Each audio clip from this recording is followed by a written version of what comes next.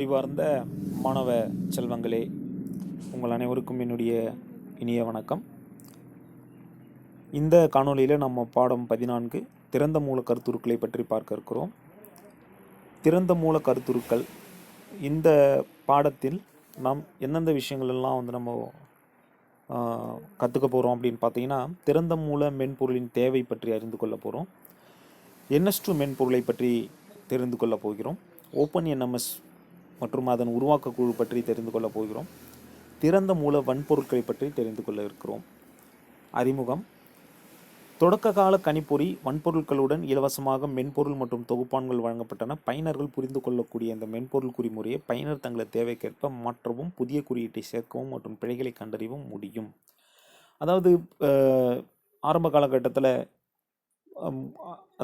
சில நிறுவனங்கள் தங்களுடைய மென்பொருட்களை இலவசமாக பயனர்களுக்கு வழங்கியிருந்தாங்க. அதாவது இலவசமாக வழங்கியிருந்தாங்கன்னா எப்படி வழங்கினாங்கன்னா, மூல குறிமுறையோடு வழங்கினாங்க. அதாவது அவங்க எந்த மொழியில் அந்த பயன்பாடுகளை உருவாக்குனாங்களோ அந்த மொழியினுடைய அதாவது அந்த மொழியில் எழுதப்பட்ட குறிமுறையை அவங்க வழங்கினாங்க. அப்போ அந்த குறிமுறையை வைத்து நம்ம என்ன செய்யலாம் அப்படின்னா, பயனர்கள் அல்லது மற்ற டெவலப்பர்ஸ், ப்ரோக்ராமர்ஸ், நிரலாளர்கள் என்ன செய்யலாம் அப்படின்னா, அந்த குறிமுறையை இலவசமாக பெற்று அவற்றை தங்கள் தேவைக்கேற்ப மாற்றி அமைத்து கொள்ளலாம். அதன் மூலமாக அந்த மென்பொருளானது இன்னும் மாறுபட்ட வடிவில், மேம்படுத்தப்பட்ட வடிவில் கிடைக்கப்பெறும். ஸோ இதுதான் அந்த ஃப்ரீ, இலவசமாக கிடைக்கக்கூடிய அந்த மென்பொருளினுடைய பயன். மென்பொருள் பொறுத்த வரைக்கும் மூல குறிமுறை இருந்தால் யார் வேண்டுமானாலும் மாற்றம் செய்யலாம். அதுதான் இங்கே விஷயம். திறந்த மூல மென்பொருள், இதில் திறந்த மூல மென்பொருள், இலவசமாக கிடைக்கக்கூடிய மென்பொருள், இது ரெண்டுத்துக்குள்ள வேறுபாடு பற்றி நம்ம பார்க்க போகிறோம். இதில் திறந்த மூல மென்பொருள் என்பது பலவித நிரலாளர்கள் இணைந்து உருவாக்கப்பட்ட ஒரு மென்பொருள். இந்த மென்பொருள் பார்த்தீங்க அப்படின்னா பல நிரலாளர்கள் சேர்ந்து இணைந்து உருவாக்கப்பட்ட மென்பொருள். இது இணையத்தில் இலவசமாக பதிவிறக்கம் செய்து கொள்ளக்கூடியது. அதாவது அதனுடைய குறிமுறையை, மூலக்குறிமுறையை இலவசமாக பதிவிறக்கம் செய்து பயனர்களோ அல்லது பிற நிரலாளர்களோ அவற்றை மாற்ற முடியும். அதாவது குறிமுறையை மாற்ற முடியும். ஆனால் அந்த மாற்றத்தை நீங்கள் சேர்க்கணும் அப்படின்னா அந்த நிரலாளர் குழு இருக்கு இல்லையா, அந்த திறந்த மூல மென்பொருள், அந்த மென்பொருளை நிர்வாகம் செய்யக்கூடிய, மெயின்டைன் செய்யக்கூடிய அந்த குழு இருக்காங்க பாரு, அந்த குழுவுக்கு நாம் மாற்றம் செய்யப்பட்ட அந்த குறிமுறையை அனுப்பணும். அவங்க அதை பரிசோதனை செய்து விதிமுறைக்குட்பட்டு இருந்தால் அதை மாற்ற அனுமதிப்பார்கள். அவர்கள் அதை மாற்ற அனுமதிப்பார்கள். அதுதான் ஓப்பன் சோர்ஸ் சாஃப்ட்வேர். திறந்த மூல குறிமுறை மென்பொருளில் பிரச்சனை கிடையாது. இது ஒரு வகையான ரெஸ்ட்ரிக்ஷன், கட்டுப்பாடு. அந்த கட்டுப்பாடு இருக்கும். ஆனால் இலவச மென்பொருளில் அந்த கட்டுப்பாடு இருக்காது. திறந்த மூல மென்பொருளில் அந்த கட்டுப்பாடு இருக்கும். எந்த கட்டுப்பாடு? பயனரோ அல்லது நிரலரோ ஏதேனும் குறிமுறையில், மூலக்குறிமுறையில் மாற்ற விரும்பினால் மாற்றலாம். ஆனால் அந்த மாற்றத்தை நாம் அந்த குழுவோடு, அதாவது அந்த திறந்த மூல மென்பொருளை நிர்வாகம் செய்யக்கூடிய அந்த குழுவிற்கு அனுப்பப்பட்டு அவர்கள் அதை சரிபார்த்து விதிமுறைக்குட்பட்டு இருந்தால் மட்டுமே, அவர்கள் அனுமதித்தால் மட்டுமே அவற்றை நாம் மாற்ற முடியும். சரிங்களா? மூலக்குறிமுறையை மாற்ற முடியும். ஆனால் திறந்த மூல மென்பொருள் அது. ஆனால் இலவசமாக கிடைக்கக்கூடிய மென்பொருளில் இந்த கட்டுப்பாடு கிடையாது. இலவச மென்பொருளில் யார் வேண்டுமானாலும் மூலக்குறிமுறையை மாற்றி அவற்றை டிஸ்ட்ரிபியூட் செய்யலாம், அதாவது ஷேர் செய்யலாம். சரிங்களா? நம்ம யாருக்கும் அனுப்ப தேவையில்லை, அனுப்பி சரிபார்க்க தேவையில்லை. நாம் நேரடியாக அவற்றை டிஸ்ட்ரிபியூட் செய்யலாம். இதுதான் முக்கியமான அந்த வேறுபாடு. திறந்த மூல மென்பொருளுக்கும் அதே போன்று இலவச மென்பொருளுக்கும் உள்ள வேறுபாடு அதுதான்.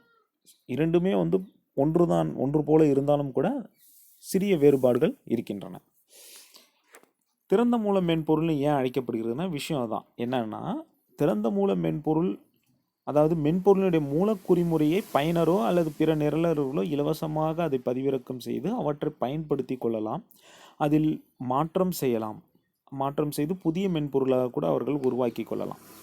இது திறந்த மூல மென்பொருளில் உள்ள ஒரு வசதி. இது திறந்த மூல மென்பொருள் என்றாலே அது பலரது கூட்டு முயற்சியால் உருவாக்கப்படக்கூடிய இலவசமாக அணுகக்கூடிய ஒரு மென்பொருள். சரிங்களா? இதுக்கு அப்படியே நேர்மாறாக ப்ரொப்ரேட்டரி சாஃப்ட்வேர் தனி உரிமை மென்பொருள்னு ஒன்று இருக்குது. இது என்னன்னு பார்த்தீங்கன்னா, ஒரு தனிநபரோ அல்லது ஒரு நிறுவனமோ சொந்தமாக, அதாவது அவங்களுக்கு சொந்தமாக அவர்கள் அதை பிறருக்கு பயன்படுத்த அனுமதிக்க வேண்டுமென்றால் அவற்றை கட்டணம் பெற்றுக்கொண்டு பயன்படுத்த அனுமதிப்பார்கள். ஸோ இது வந்து ப்ரொப்ரேட்டரி சாஃப்ட்வேர், அதாவது தனி உரிமை மென்பொருள் என்று அழைக்கப்படுகிறது. இந்த மென்பொருள் நமக்கு தேவைன்னா, பயனருக்கு தேவையான கட்டணத்தை செலுத்திவிட்டு அந்த மென்பொருளை பெற்றுக்கொள்ளலாம். ஆனால் அந்த மென்பொருளினுடைய குறிமுறை கிடைக்காது, மூலக்குறிமுறை கிடைக்காது. அந்த மென்பொருளினுடைய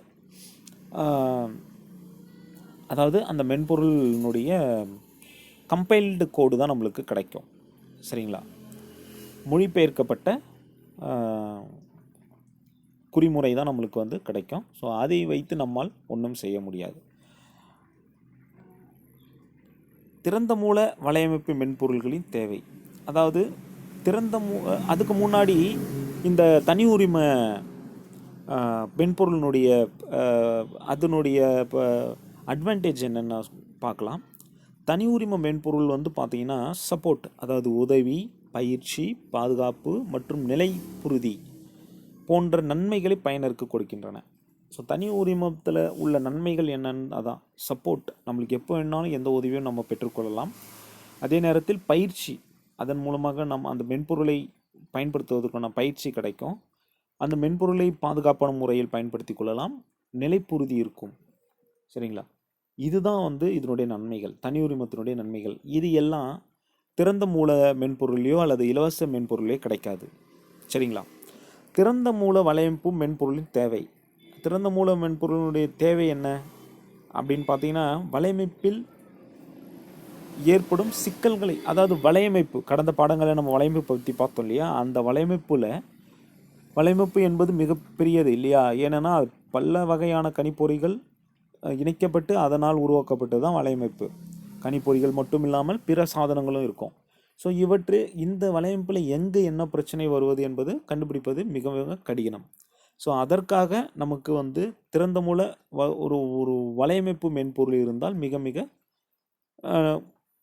நல்லது. எப்படின்னு பார்த்தீங்கன்னா, இந்த வலையமைப்பு மென்பொருளானது என்ன செய்யும் அப்படின்னா, வலையமைப்பில் உள்ள சேவையகங்கள், உறுப்பு கணினிகள், நெறிமுறைகள், வலையமைப்பினுடைய தகவல் பாய்வு மற்றும் செயல்படாத பகுதிகளையும் பற்றிய அறிக்கைகளை நமக்கு அளிக்கும். ஸோ அந்த அறிக்கைகள் மூலமாக நமக்கு நோட்டிஃபிகேஷன், அறிவிப்பு செய்தி கிடைக்கும். வலையமைப்பு நிர்வாகி மற்றும் பயனர் எளிதாக வலையமைப்பின் அதன் வன்பொருள் மற்றும் மென்பொருள் செயல்படுகிறதா இல்லையா என அறிய உதவுகிறது. எச்சரிக்கை செய்தி அனுப்பும். பிழை எந்த பகுதியில் எப்போது ஏற்பட்டது என்பதையெல்லாம் நமக்கு தெரியப்படுத்தும். அதனால் வலையமைப்பு பொறுத்த வரைக்கும் நம்ம அவற்றை செம்மையாக பயன்படுத்துவதற்கு ஒரு வலையமைப்பு மென்பொருள் இருந்தால் அது வந்து ஒரு வசதியாக இருக்கும் என்று குறிப்பிடுகிறார்கள். வேறு ஒன்றும் கிடையாது. திறந்த மூலம் தொடர்புடைய அமைப்புகள், இந்த திறந்த மூலம் மென்பொருள் இருக்கு இல்லையா? ஸோ இது தொடர்பான அமைப்புகள் என்னென்னலாம் இருக்குது அப்படின்னு பட்டியலிட்டிருக்காங்க. Apache software foundation, document foundation, Eclipse foundation, free software foundation, Linux, open courseware consortium, open source initiative. So இதெல்லாம் வந்து திறந்த மூலம் தொடர்புடைய அமைப்புகள். BOSS, பாரத் ஆப்ரேட்டிங் சிஸ்டம் என்ற இயக்க அமைப்பானது இந்தியாவை சார்ந்தது. அதாவது CDAC என்ற இந்திய அரசு நிறுவனத்தால் உருவாக்கப்பட்டது தான் BOSS. இந்த BOSS என்பது மூல மென்பொருள் பயன்பாட்டை பிரபலப்படுத்துவதற்குண்டான வழிமுறையை இது செய்கிறது. இது இந்திய மொழிகளை வேலை செய்வதை ஆதரிக்கிறது. இது திறந்த மூலம் தொடர்புடைய உரிமைகள் என்னென்னு பட்டியலிட்டிருக்காங்க. Apache license, BSD 3 class new and revise license, BS2 class simplified and free BSD license, GNU general public license, GNU library of lesser general public license, MIT license, Mozilla public license 2.0, common development and distribution license, Eclipse public license, இவை எல்லாமே வந்து பார்த்தீங்கன்னா திறந்த மூலம் தொடர்புடைய உரிமங்கள். இந்த உரிமங்களை நாம் பயன்படுத்தி திறந்த மூல மென்பொருட்களை உருவாக்கி கொள்ளலாம். ஸோ திறந்த மூல மென்பொருட்களை கொண்டு நாம் வந்து மூலக்குறி முறையில் மாற்றம் செய்து நம்மளுக்கு தேவையான மாற்றத்தை செய்து அவற்றை விரிவாக்கம் செய்து கொள்ளலாம். திறந்த மூல மென்பொருள் மற்றும் இலவச மென்பொருள். ஸோ இதை பற்றியும் மற்ற பிற கருத்துருக்களை பற்றியும் அடுத்த காணொளியில் பார்க்கலாம்.